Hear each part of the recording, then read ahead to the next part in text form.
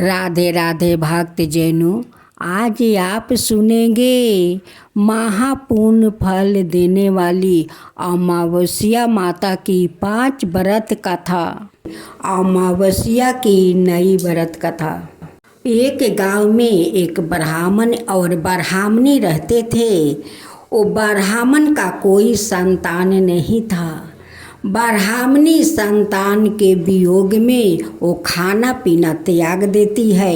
ब्राह्मण देव को आँख से आंसू गिरते गिरते उनकी आँख पर अंधेरा छा जाता है। ब्राह्मण देव गांव में यजमान के घर जाता, वहाँ पर कुछ पूजा पाठ कराता। जो दक्षिणा मिलता उसी दक्षिणा से वो दोनों पति पत्नी अपना गुजारा करता। एक दिन ब्राह्मण देव गांव से आ रहे थे, लेकिन ब्राह्मण देव तो अपना संतान के चिंता में वो मगन रहता था। वो बेचारा तो आँख से अंधे हो गया था। उसी दिन अमावस्या था।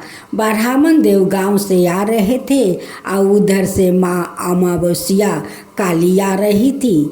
आकर रास्ते में खड़ी हो जाती है और कहती है कि ब्राह्मण देव, तुझे दिखता नहीं है कि मैं रास्ते में खड़ी हूँ।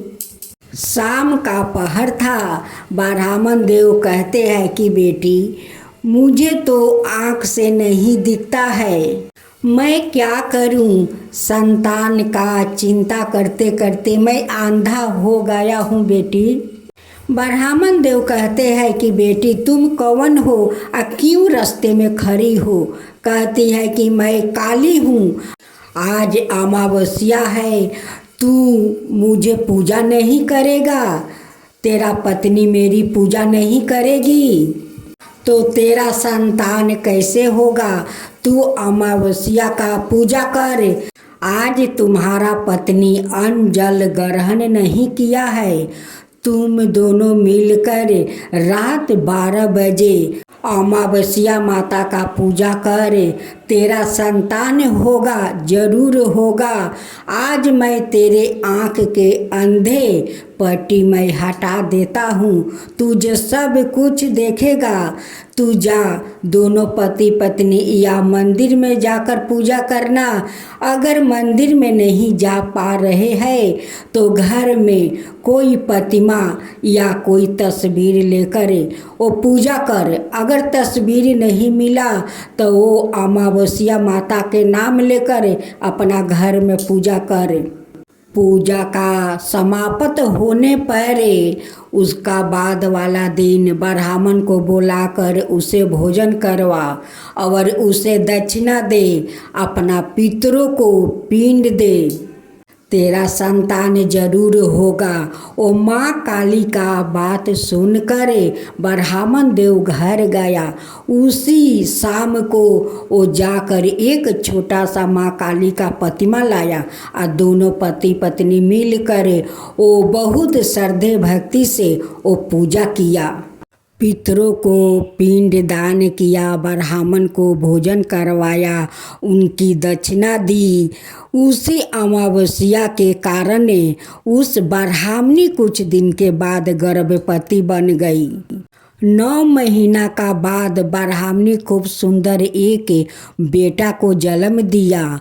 उस दिन से उनकी घर में खुशियाँ आ गई और हर माहे अमावस्या को वो दोनों पति पत्नी मिलकर अमावस्या माता का पूजा करने लगा। गांव में ब्राह्मण देव पूरा ढिढोरा पिटवा दिया। जिसको संतान नहीं है वो सभी लोग अमावस्या माता की व्रत करे, पितरों को पिंड दान करे, ब्राह्मणों को भोजन करवाए, दक्षिणा दे, उन्हें भी संतान प्राप्ति का सौभाग्य मिलेगा। उस दिन से सभी लोग हर माहे अमावस्या को वो पूजा करने लगा। तब बोलो अमावस्या माता की जय, अमावस्या माता की जय। एक समय की बात है, एक ब्राह्मण अपनी पत्नी के साथ रहता था। वो दोनों ही भगवान विष्णु के बहुत बड़े भक्त थे। दोनों प्रतिदिन अपना ज़्यादातर समय भगवान के ध्यान और पूजा पाठ में बिताते थे। ब्राह्मण का घर धन धनाय से भरा हुआ था, किंतु संतान न होने के कारण यह चंपित अत्यंत दुखित रहता था। एक दिन ब्राह्मण ने अपनी पत्नी से कहा कि मैं तपस्या करने के लिए वन में जा रहा हूँ। इसके बाद वो भगवान पर भरोसा और संतान की कामना लेकर वन में तपस्या करने के लिए चला गया। ब्राह्मण को कठोर तपस्या करते हुए कई बरस बीत गया, लेकिन उसे फल की प्राप्ति नहीं हुई। अंत में हार मानकर ब्राह्मण ने अपने जीवन को समाप्त करने का निर्णय लिया। अपने जीवन समाप्त करने के बारे में सोचकर उसने पेड़ की डाली पर फांसी का फंदा डाल दिया और उसने गले में बांधने लगा। तभी वहाँ पर सुख अमावस्या प्रकट होकर बोली, हे ब्राह्मण, तुम्हारे भाग्य में 7 जन्म तक कोई संतान नहीं लिखी है, किंतु मैं तुम्हें 2 कन्या का वरदान देती हूँ।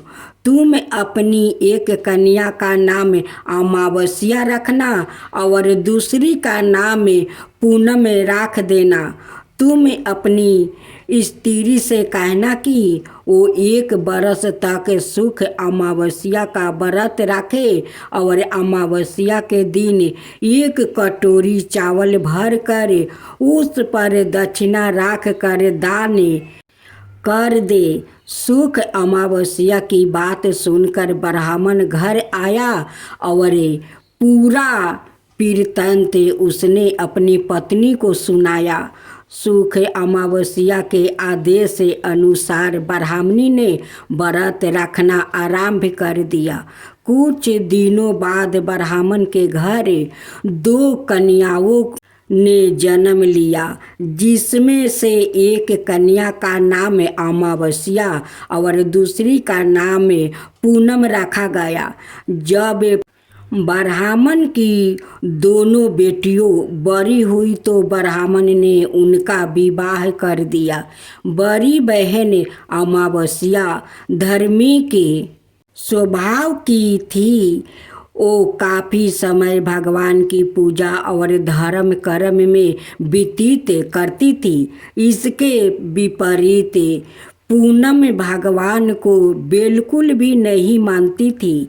बड़ी बहन अमावस्या के घर में सुख समृद्धि का भंडार था, पर छोटी बहन का घर में दरिद्रता छाई थी। जब बड़ी बहन अमावस्या को अपनी छोटी बहन पूनम के बारे में पता चला कि वो बहुत दुखी है, तब अमावस्या अपनी बहन के लिए ढेर सारा सामान लेकर उससे मिलने गई। छोटी बहन के घर पहुंचकर अमावस्या ने उसे 1 बरस तक सुख अमावस्या का व्रत करने की सलाह दी।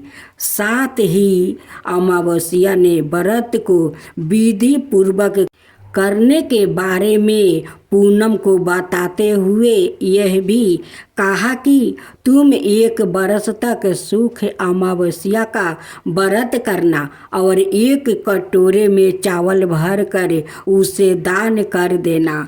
ऐसा करने से तुम्हारे सभी कष्ट दूर हो जाएंगे और घर में सुख समृद्धि आएगी। पूनम ने अपनी बहन की बात को मानते हुए बिल्कुल ऐसा ही किया, जिसके बाद 1 साल के भीतर पूनम का घर धन धनाय से भर गया और उसके घर एक बेटे ने जन्म लिया। तब से पूनम अमावस्या की व्रत करने लगी। अब आप सुनेंगे काली माता और भगवान शिव की व्रत कथा। यह गाथा शक्ति की सबसे प्रचंड रूप काली माता और शांति के साक्षात स्वरूप भगवान शिव के बीच की है। यह हमें बताती है कि ब्रह्मांड की शक्ति जब मर्यादा भूल जाती है तो सवाए शिव को हस्तक्षेप करना पड़ता है। यह एक ऐसी गाथा है जिसमें तत्वा, करुणा, क्रोध, ममता और ब्रह्मांडीय संतुलन की झलक मिलती है। बहुत प्राचीन समय की बात है। धरती पर शुभ और नशुभ नाम के दो असुरों ने भयंकर अत्याचार मचा रखा था। वो शक्ति की आराधना करके अमरता का वरदान प्राप्त करना चाहते थे। उन्होंने देवताओं को पराजित कर स्वर्गलोक तक जीत लिया था। इंद्र, अग्नि, वरुण, यम सभी हार गया। देवता परेशान होकर भगवान विष्णु और फिर भगवान शिव के पास सहायता मांगने गया। भगवान शिव ने कहा, यह कार्य केवल आदि शक्ति माँ दुर्गा कर सकती है। माँ दुर्गा का प्रकट होना। देवताओं की पुकार सुनकर त्रिदेव ब्रह्मा, विष्णु और महेश ने अपनी अपनी शक्तियाँ एकत्र की और इससे एक दिव्य तेज की रचना हुई। उसी तेज से माँ दुर्गा का पराकट्यम हुआ। वो सिंह पर सवार थी। उनके अनेक हाथों में अस्त्र शस्त्र थे और उनका रूप अत्यंत तेजस्वी था। माँ दुर्गा ने युद्ध भूमि में शुभ और नशुभ के सेनापतियों का वध किया। फिर सवाए दोनों राक्षसों का अंत किया, लेकिन एक राक्षस बचा था। रक्त बीज का वरदान था कि जब भी उसके शरीर से एक बूंद रक्त गिरेगी वहाँ एक नया रक्त बीज उत्पन्न हो जाएगा। माँ दुर्गा जब भी उस पर वार करती उसके शरीर से रक्त गिरता और वहाँ से दर्जनों नए राक्षसों पैदा हो जाते। माँ दुर्गा क्रोधित हो गई। उनके भीतर की प्रचंड शक्ति उनका ताम शक्ति रूप प्रकट हुआ। माँ के माथे से भयंकर तेज निकला और उसी से प्रकट हुई महाकाली। काले रंग की लाल जीभा बाहर निकाली हुई, गले में नर मुंड की माला, हाथों में कटे हुए सिर और खून से सनी हुई तलवारें। महाकाली ने भयंकर रूप धारण किया और रक्त बीज पर आक्रमण कर दिया।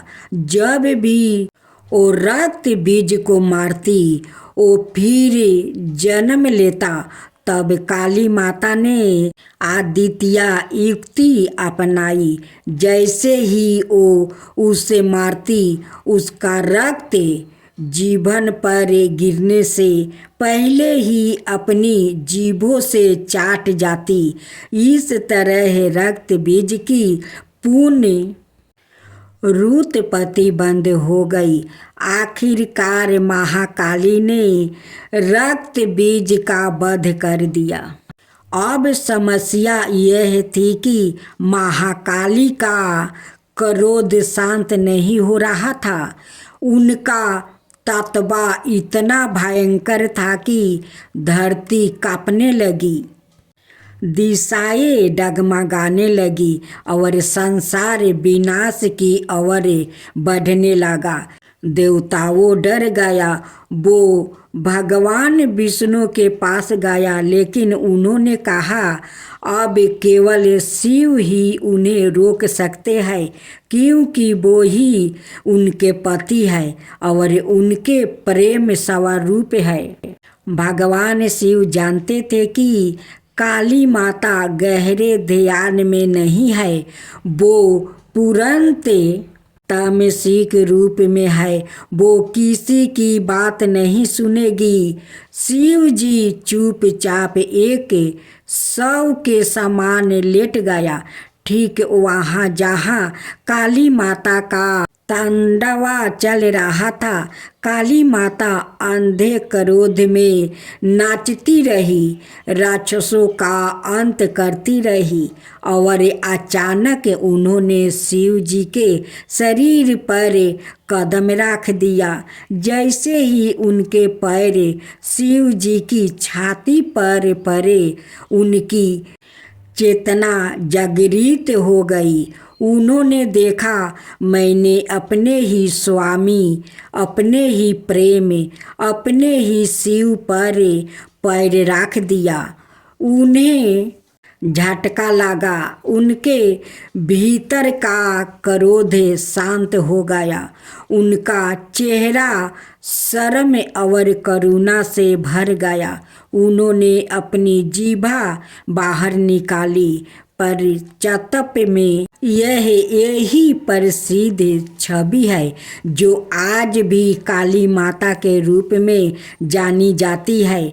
माँ काली जीभा बाहर निकाले शिव जी के ऊपर खड़ी हुई। काली माता का क्रोध शांत हो गया। वो पूर्ण माँ दुर्गा के स्वयं रूप में लेटी धरती पर फिर से शांति छा गई। देवताओं ने जयकारा किया, जय महाकाली, जय महादेव।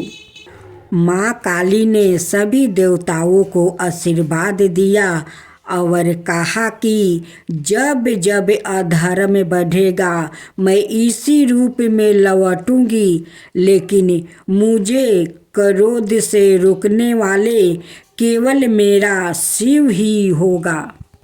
एक बार अमावस्या तिथि पड़ती है। हिंदू धर्म में अमावस्या का बहुत अधिक महत्व होता है। इस दिन पितरों की आत्मा की शांति के लिए तर्पण भी किया जाता है। अमावस्या तिथि पर पवित्र नदियों में स्नान का विशेष महत्व होता है। नदी में स्नान के बाद सूर्य को अर्घ्य देकर पितरों का तर्पण किया जाता है। अमावस्या तिथि भगवान विष्णु को समर्पित होती है। इस दिन भगवान विष्णु की विधि विधान से पूजा की जाती है। धार्मिक मान्यताओं के अनुसार अमावस्या के दिन महिलाएं पति की लंबी आयु की कामना के लिए व्रत रखती है। शनिदेव की पूजा का विशेष महत्व। शनि अमावस्या पर शनिदेव की पूजा का विशेष महत्व होता है। ज्योतिषी शास्त्रों में शनि 2 से 7.5 या 2.5 से पीड़ित जातकों के लिए शनि अमावस्या का दिन शुभ माना गया है। मानता है कि इस दिन शनि देव की पूजा करने से शनि के अशुभ प्रभाव से मुक्ति मिलती है। सुबह जल्दी उठकर स्नान करें। इस दिन पवित्र नदी या सरोवर में स्नान करने का महत्व बहुत अधिक होता है। आप घर में ही नहाने के पानी में गंगा जल मिलाकर भी स्नान कर सकते हैं। स्नान करने के बाद घर के मंदिर में दीप प्रज्वलित करें, सूर्य देव को अर्घ्य दे। अगर आप उपवास रख सकते हैं तो इस दिन उपवास भी रखें। इस दिन पितरों संबंधित कार्य करना चाहिए। पितरों के नियमित दर्पण और दान करे। इस पवन दिन भगवान का अधिक से अधिक ध्यान करे।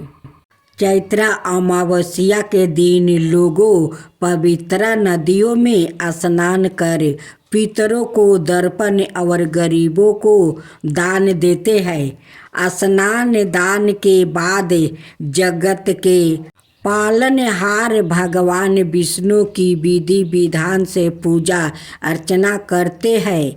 मानता है कि चैत्र अमावस्या को स्नान दान करने से पुण्य मिलता है, सुख और समृद्धि के साथ पूर्वजों को मोक्ष की प्राप्ति होती है। चैत्र अमावस्या के दिन व्रत रखने से कष्ट संकट से मुक्ति मिलती है। भगवान शनि देव की पौराणिक कथा।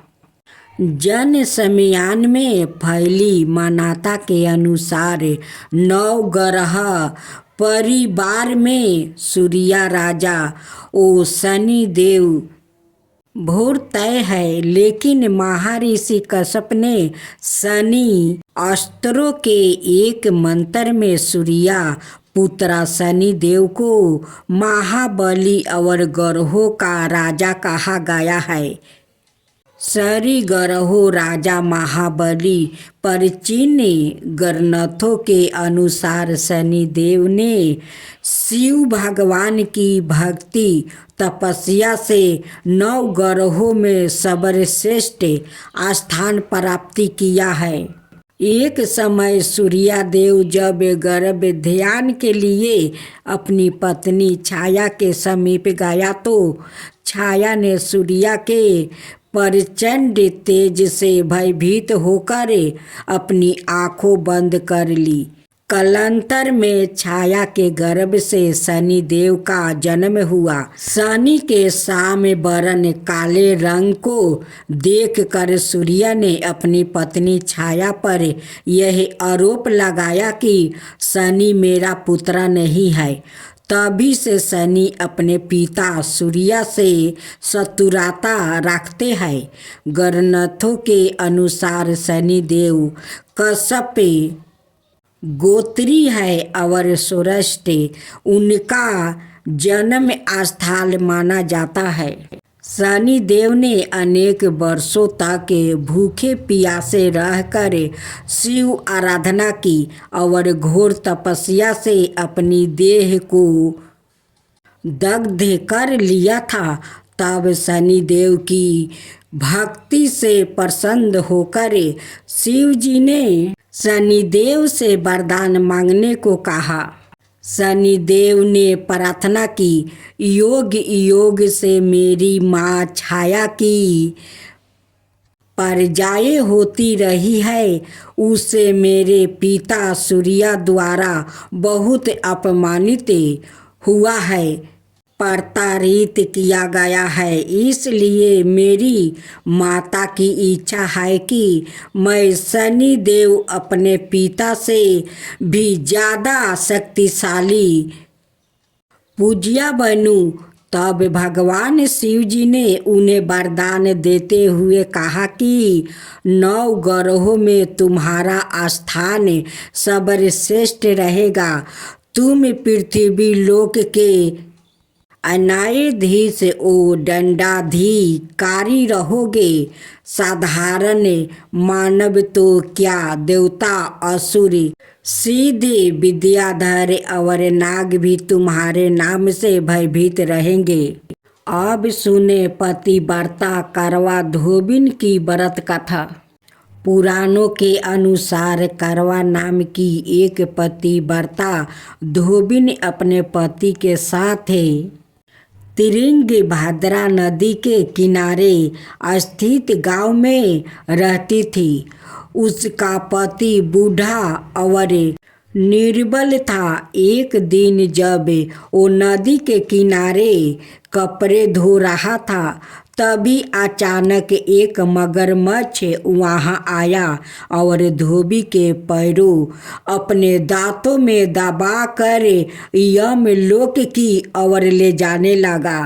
वृद्धा पति यह देख घबराया और जब उसने कुछ कहते नहीं बना तो वो करवा करवा कहकर अपनी पत्नी को पुकारने लगा। पति की पुकार सुनकर धोबी ने कारवा वहाँ पहुँची तो मगरमच्छ उसके पति को यमलोक पहुँचाने ही वाला था। तब कारवा ने मगरमच्छ को कांचे धागे से बांध दिया और मगरमच्छ को लेकर यमराज के द्वार पहुँच गई। उसने यमराज से अपने पति की रक्षा करने की गुहार लगाई और बोली, हे भगवान, मगरमच्छ ने मेरे पति के पैर पकड़ लिया है। आप मगरमच्छ को इस अपराध के दंड स्वरूप नरक में भेज दीजिए। कारवा की पुकार सुन यमराज ने कहा, अभी मगरमच्छ की आहू शेष है, मैं उसे अभी यमलोक नहीं भेज सकता। इस पर कारवा ने कहा, अगर आपने मेरे पति को बचाने में मेरी सहायता नहीं किया तो मैं आपको श्राप दूंगी और नष्ट कर दूंगी। कारवा का साहस देख यमराज भी डर गया और मगर को यमपुरी भेज दिया। साथ ही कारवा के पति को दीर्घायु होने का वरदान दिया। तब से करवा चौथ व्रत का प्रचलन में आया, जिसे इस आधुनिक युग में भी महिलाएं अपने पूरी भक्ति भाव के साथ करती है और भगवान से अपने पति की लंबी उम्र की कामना करती है।